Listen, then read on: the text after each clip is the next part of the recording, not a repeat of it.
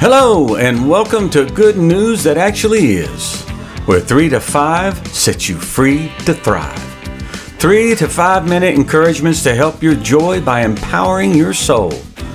I am your host, Tim Atchley.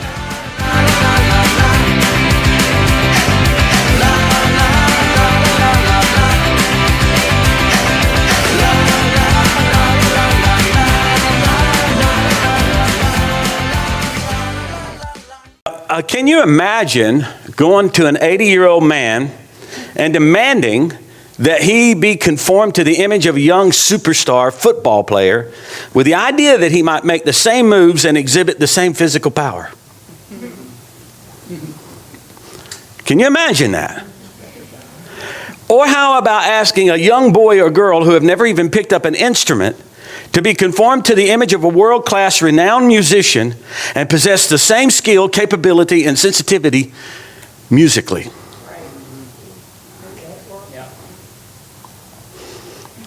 Going to an 80-year-old man, point to the, I want you to be conformed to his image.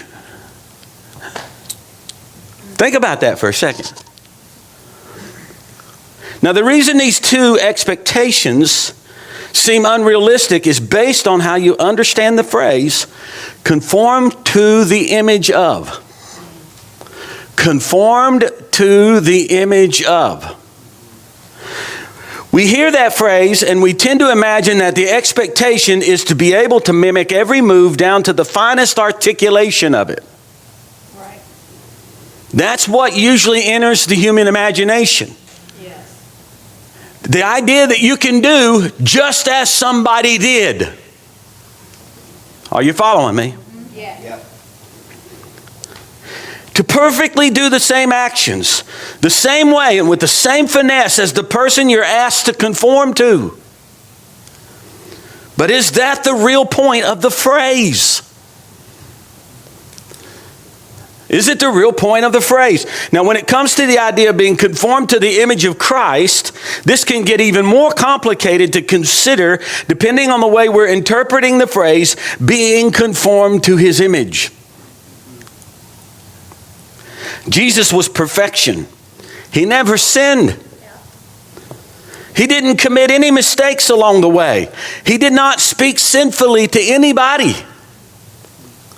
He never yielded to the enemy. He did his Father's will perfectly and completely. He was morally perfect with regard to the law. If you are looking at conformity in the sense that you must do everything he did exactly the way that he did it, then you're likely to be disappointed with yourself. Right. Have you raised the dead yet? Have you healed the lepers yet? Have you caused the blind to see yet? The deaf to hear yet? The dumb to speak yet? Have you walked on any water lately? Have you fed a few thousand people with just a couple of loaves of bread and a few fishes? Are you understanding what I'm saying here? The way you understand the phrase, be conformed to his image, is vital to how disappointed or sense of I'm on track you're going to experience. Because if you think you've got to be able to do everything that Jesus did, now I'm not saying there can't be miracles that we can't do. So Jesus said, those that believe in me, who have not seen me, greater things than I have done, they shall do. He made that statement. And there are people who have raised the dead, seen the dead raised. I have some friends who have had that experience. They know what that's like. I've seen people get healed. When I was selling insurance door to door, I laid hands on a woman who had a tumor so big her head leaned over. She was a very large woman in a trailer. She had a massive tumor. I laid hands on her. The tumor disappeared. She got up, began bouncing in the trailer, and I was fearful for my life that the trailer was going to collapse on us. When a miracle like that happens, people can't contain themselves. It's not oh, well, thank you. It doesn't happen that way. You know what I'm saying? Thanks for tuning in today. Never forget that you are loved by a faithful God whose obedient Son, Jesus Christ, willingly died on a cross so that you can live today and always from the abundance of His life in you. Please subscribe and share this with others so that they too can experience the 3 to 5 that sets you free to thrive. And be sure to tune in next time to Good News That Actually Is. Please visit us at our website, goodnewsthatactuallyis.com.